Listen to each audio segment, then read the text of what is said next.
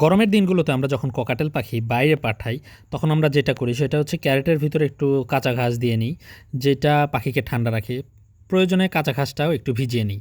এরপরে যদি দুপুরের দিকে আমরা পাখিটাকে পাঠাই বা পাঠানোর ব্যবস্থা করি, তাহলে পাখিটাকে ভালোভাবে পানি স্প্রে করে নিই, যাতে করে পাখি হচ্ছে ঠান্ডা থাকতে পারে। সেটা বুঝতে হবে আমাদের রাস্তাটা কোথায় থেকে কোথায় পর্যন্ত যাচ্ছে তার উপরে। যেহেতু পাখিটা আমাদের মোটামুটি 4 ঘন্টা জার্নি করবে, অর্থাৎ দিনের মধ্যেই হচ্ছে পৌঁছে যাবে। তো যার ফলে ভিজিয়ে দেওয়াটার নিয়ে কোনো ঝামেলা নাই, এই সময়টা পাখিকে গোসল করানোই যায়। তো ঘাসটা ভিজিয়ে নিলাম, পাখিটাকে ভিজিয়ে দিয়ে উপরে ক্যারেটের উপরে নাম, ঠিকানা, ফোন নাম্বার ক্লিয়ারলি উল্লেখ করে আমরা এখন যাচ্ছি বাস স্ট্যান্ডের উদ্দেশ্যে। দেন আশা করি খুব দ্রুত পাখিটাকে আমরা বাসে উঠাই দিতে পারবো। 100 টাকা বলে দিবেন। হ্যাঁ হ্যাঁ ঠিক আছে, ভাড়া এখান থেকে দিয়ে দিবি। ভাই আসলে আসলে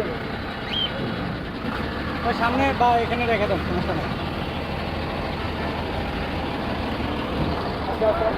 সো ফাইনালি ধন্যবাদ জানাবো ওয়াহিদ ভাইকে। উনি কিন্তু পাখিটা রিসিভ করার পরে আমাদেরকে লং টাইম পাখির আপডেটগুলো দিয়েছেন, এবং পাখি যেহেতু ওনার মেল পাখির সাথে জোড়া দিবেন, তো পর্যায়ক্রমে বিভিন্ন আপডেট আমাদেরকে দিয়েছেন, এবং ফাইনালি আমরা যেটা দেখতে পাচ্ছি ওনার আগের মেল পাখিটার সাথে ফিমেল পাখিটা জোড়া নিয়েছে। তো আলহামদুলিল্লাহ, অনেক অনেক শুভকামনা ওয়াহিদ ভাইয়ের এই নতুন পাখি জোড়ার জন্য।